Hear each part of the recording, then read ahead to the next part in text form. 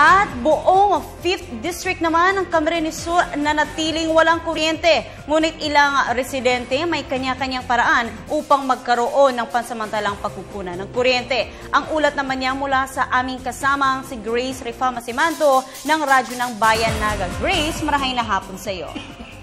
Yes, Princess, it really pays ng isang namumuno sa komunidad ay kwalipikado, skilled at nai-apply ang kanyang pinag-aralan sa pagsisilbi sa bayan.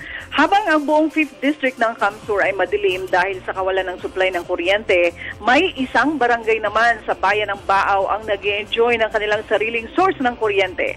Ang barangay San Vicente ng bayan ng Baaw, Camsur ay pinamumunuan ngayon ng kanilang barangay chairman na si Kapitan Benjamin Blanquera, isang licensed electrical engineer.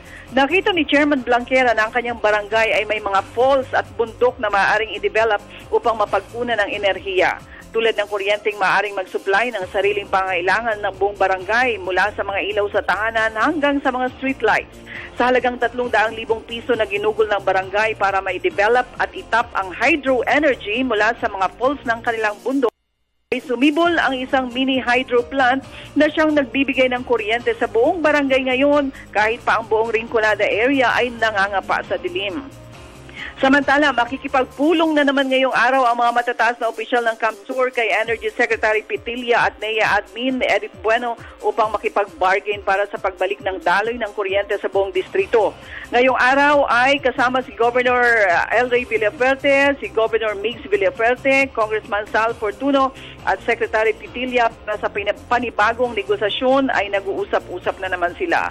Sa pinakahuling report, 6 na milyong piso pa lang ang naiipon ng Casureco 3, samantalang ang kanilang pagkakautang sa mga power suppliers ay mahigit 500 milyong piso.